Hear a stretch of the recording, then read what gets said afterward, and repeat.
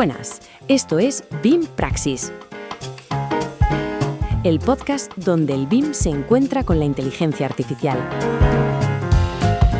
Exploramos la ciencia, la tecnología y el futuro desde el enfoque de la arquitectura, ingeniería y construcción. ¡Empezamos!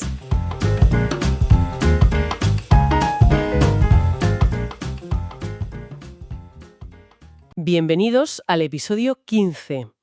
Hoy no hablamos de las noticias de ayer, hoy viajamos al origen de todo. Arrancamos una serie especial, los papers que cambiaron la historia. Y para el primero, nos tenemos que ir a 1986. Un viaje a una época que, para la inteligencia artificial, era de todo menos optimista. Se conoce como el invierno de la IA. No es una metáfora, ¿verdad? Para nada. Era un invierno muy real. La financiación, tanto pública como privada, se había evaporado. Los grandes proyectos, cancelados. El campo estaba lleno de promesas rotas. Y en el epicentro de ese pesimismo estaban las redes neuronales. Esa idea de imitar el cerebro humano con software se consideraba un fracaso, un callejón sin salida. Totalmente. El golpe de gracia, de hecho, lo había dado años antes un libro, Perceptrons, de Marvin Minsky y Seymour Papert. Me suena, sí. Pues demostraron matemáticamente que las redes neuronales más simples de la época, los perceptrones, no podían resolver problemas lógicos, que eran increíblemente básicos. El más famoso era el problema XOR. Espera, recuérdame el problema XOR. Es la lógica del o exclusivo. O sea, o una cosa o la otra, pero no las dos a la vez. ¿Vale? El típico ejemplo es, puedes tomar postre si te has comido la verdura o la sopa, pero no si te has comido las dos. Claro, un concepto que entiende un niño de 5 años. Exacto. Pues bien, las redes neuronales de la época eran incapaces de aprender esa regla tan simple. Se las consideraba, pues eso, juguetes conceptuales, inútiles para el mundo real. O sea que el campo estaba básicamente muerto. Y entonces, en mitad de esa glaciación intelectual, en octubre de 1986, La revista Nature, una de las más prestigiosas del mundo, publica un artículo, y no uno muy largo, por lo que tengo entendido. apenas 4 páginas. Brevísimo. El título, Learning Representations by Backpropagating Errors. Aprendiendo representaciones mediante la retropropagación de errores. Y lo firmaban 3 investigadores, David E. Rumelhart, Geoffrey E. Hinton y Ronald J. Williams. Y bueno, nuestra misión hoy es entender cómo ese texto, contra todo pronóstico, se convirtió en la chispa que encendió la hoguera de la IA moderna. Es que la historia es increíble. Y para entenderla de verdad, creo que tenemos que empezar por quienes la escribieron, porque su propia historia, con un premio Nobel de por medio, es casi tan fascinante como el algoritmo. Es que es el punto de partida perfecto. Conecta ese momento de 1986 directamente con nuestra actualidad, enero de 2026. Totalmente. Hace poco más de un año, en octubre de 2024, la Real Academia de las Ciencias de Suecia le dio el Premio Nobel de Física a Geoffrey Hinton, uno de los autores. Junto a John Hopfield, otro pionero. Exacto. Pero, claro, la pregunta salta sola. Un momento, ¿el Nobel de...? Física. Ahí me he perdido. Hinton era psicólogo cognitivo e informático, ¿no? ¿Qué tiene que ver la física con un algoritmo de software? No veo la conexión. Y sin embargo es total. Ahí reside parte de la genialidad. Lo que hicieron en ese artículo fue tomar prestados conceptos, directamente de la física estadística. ¿Ah, sí? Sí, para describir matemáticamente cómo aprende una máquina. Usaron la idea de energía. A ver, imagina que la red neuronal es un sistema físico, como un paisaje, un valle con montañas. Vale. Cada estado posible de la red tiene un nivel de energía. El estado con el error más alto es como estar en la cima de una montaña. Es muy inestable. Aprender, para ellos, era el proceso de minimizar esa energía. Como dejar que una bola ruede cuesta abajo. Justo, que ruede hasta encontrar el punto más bajo y estable del valle. Ese punto sería la respuesta correcta. Vaya, es brillante. Usar una metáfora de la física para describir cómo se reduce en error matemático. Pero si hablamos del Nobel, al ver los autores del paper, hay una ausencia que duele. Sí. El primer autor, la persona que lideraba la investigación, era David Rumelhart. ¿Por qué no compartió el premio con Hinton? Por la razón más triste y definitiva. David Rumelhart falleció en 2011. Y las reglas del Comité Nobel son inflexibles. Los premios no se pueden conceder a título póstumo. ¡Qué injusticia poética! El líder del proyecto no recibe el máximo reconocimiento por una regla burocrática. Es terrible. Y eso pone su contribución, la visión que venía de la psicología, en un relieve todavía más importante. Totalmente. Exacto. Por eso es fundamental que este análisis sirva también como un homenaje a su figura. Rumelhart no era solo un nombre en la portada, era el motor intelectual del grupo de investigación PDP, Procesamiento Distribuido en Paralelo. En la Universidad de California en San Diego. Ajá.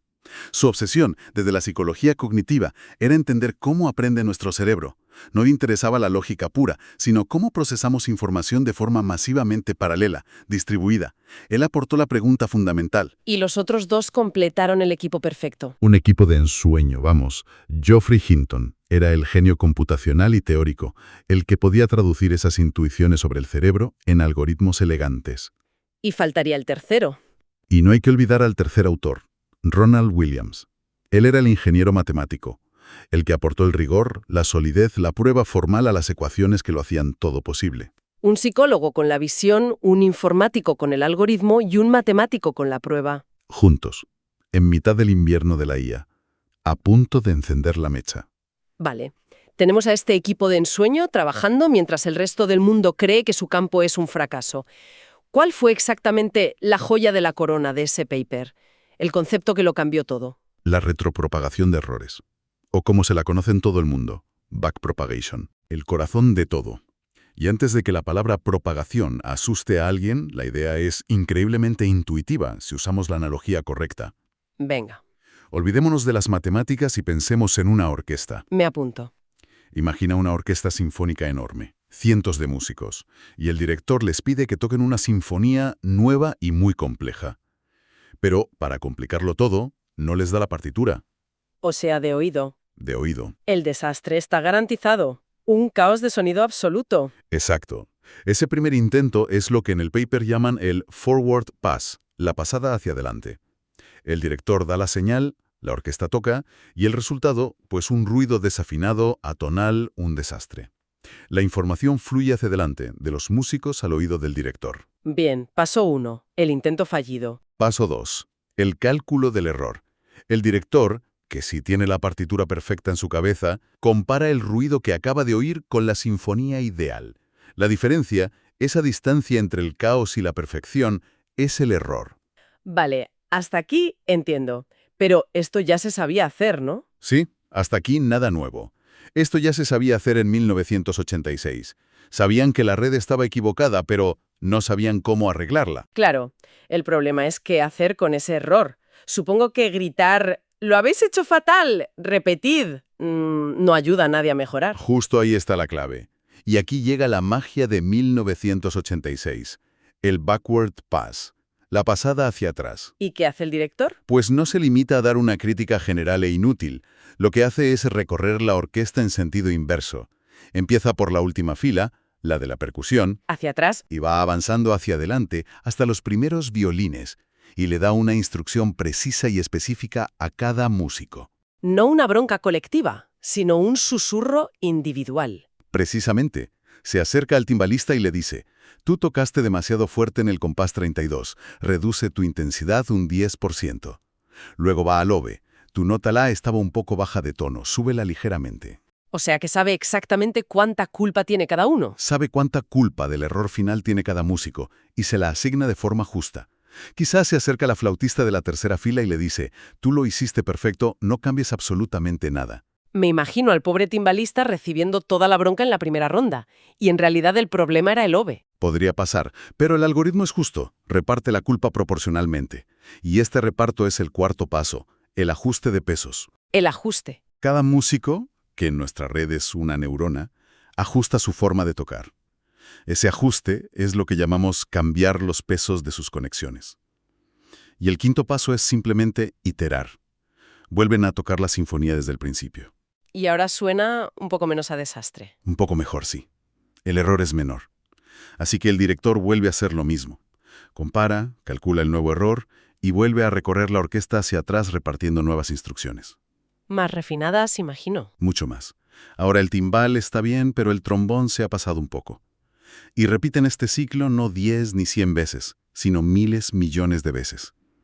En cada iteración, la orquesta suena un poquito más afinada. hasta que finalmente, La sinfonía es perfecta. indistinguible de la perfección. Es increíble. O sea que el secreto no era solo saber que la orquesta sonaba mal, sino tener una fórmula matemática para que el director pudiera susurrarle la corrección exacta a cada músico. Exacto. Sobre todo a los de las filas de en medio, las capas ocultas, que están más escondidos y cuyo impacto en el sonido final es más difícil de medir. Nadie sabía cómo hacer eso con las neuronas. Diste en el clavo. Ese era el gran muro. Se sabía entrenar redes de una sola capa, pero en cuanto metías capas intermedias, las capas ocultas, era imposible saber si una neurona de en medio había contribuido mucho, poco o nada al error final. ¿Y la retropropagación? Fue la llave que resolvió ese misterio del reparto de la culpa. Permitió que la señal de error fluyera hacia atrás a través de toda la red, por muy profunda que fuera. Esta idea de repartir la culpa hacia atrás parece tan intuitiva con tu analogía.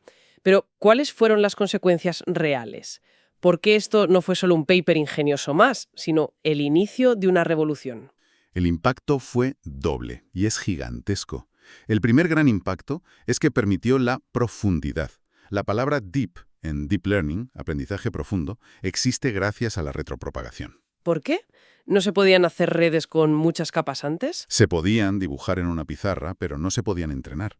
Era como tener una orquesta de 1000 filas de músicos. Ah, vale. El director podía oír el caos al final, pero su voz no llegaba a los de la primera fila.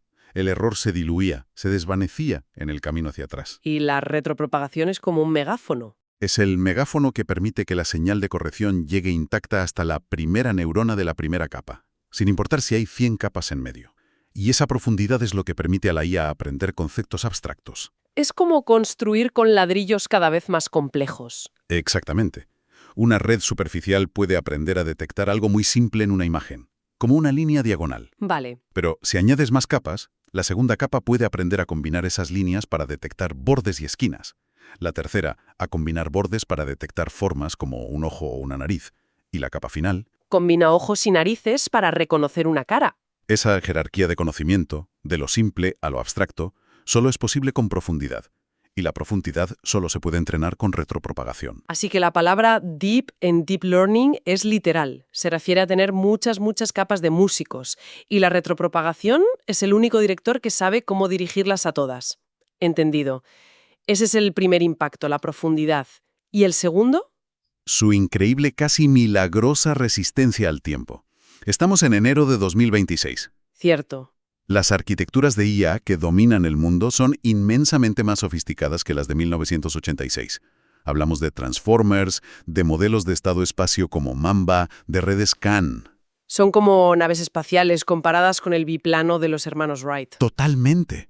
Pero si abres el capó de GPT-5, o de un coche autónomo, o de un robot humanoide, el motor, el mecanismo fundamental que ajusta los miles de millones de parámetros para que la máquina aprenda, sigue siendo, en esencia, una variante de la retropropagación de 1986. Es alucinante. La idea central sigue viva y funcionando en el corazón de la tecnología más avanzada del planeta, casi 40 años después. Es el motor de combustión de la inteligencia artificial. La carrocería ha cambiado, los extras son de ciencia ficción, pero el principio de cómo el pistón sube y baja para generar el aprendizaje sigue siendo el mismo. Y pensar en la perseverancia que hizo falta. Hinton y los demás defendieron esta idea durante décadas. Esa travesía por el desierto debió ser increíblemente frustrante. Durísima. Tener el mapa del tesoro, pero que nadie te preste un barco para ir a por él. Fue una batalla intelectual tremenda. Durante los 80 y los 90, la corriente dominante, liderada por figuras como el propio Minsky, era la IA simbólica. La de las reglas. Eso es. Creían que la inteligencia debía programarse con reglas lógicas explícitas. La idea de que una red aprendiera patrones de forma borrosa, casi estadística, como un cerebro, era vista como poco científica, casi como alquimia. Los conexionistas, como se les llamaba, eran una minoría casi herética. Tuvieron que aguantar años de escepticismo, esperando a que el mundo se diera cuenta. Y eso nos lleva a la gran conclusión. ¿Cuál es la lección final de este viaje a 1986? La lección, yo creo, es que un artículo puramente teórico, de apenas 4 páginas, nacido en mitad de una crisis de fe, contenía la semilla matemática de toda la revolución tecnológica que estamos viviendo. Es una locura. Demuestra de una forma bellísima cómo una idea brillante puede necesitar décadas para que el mundo, y sobre todo el hardware, esté a su altura. La teoría a veces corre mucho más rápido que la práctica. Punto perfecto para cerrar, porque lo fascinante es que en 1986 tenían la teoría, tenían el mapa del tesoro, pero les faltaban dos cosas cruciales. Dos cosas enormes.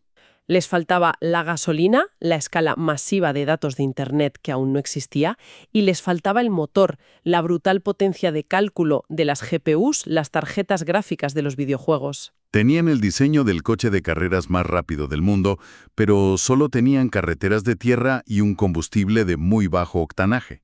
Exacto.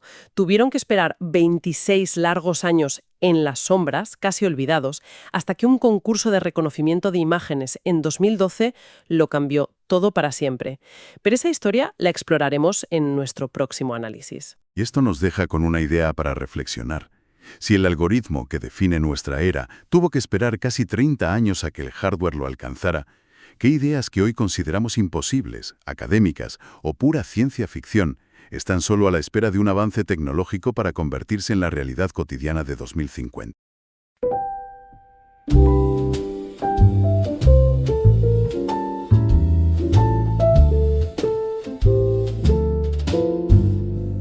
Y hasta aquí el episodio de hoy. Muchas gracias por tu atención.